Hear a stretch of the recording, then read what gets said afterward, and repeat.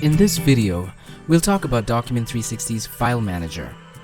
A good knowledge base provides the user insight into your service or product in many different ways. One way is by using images, videos, spreadsheets, PDFs, or even downloadable content to provide relevant information or to just add some style and flair to your site.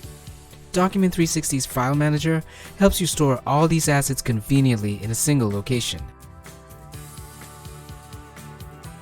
Just select your files, upload them to the File Manager, and they will be available to you to be called on wherever and whenever you need them. The File Manager lets you create folders and subfolders, rename them, and sort them according to different parameters. As with any good file system, spending some time putting things in order can help save time as you build your knowledge base.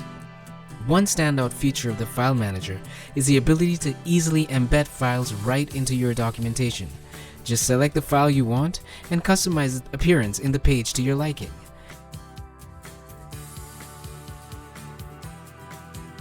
Sometimes, you may want to include attachments that your users can download.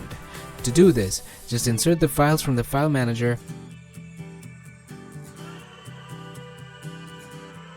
and Document 360 will take care of neatly displaying them in your public-facing knowledge base.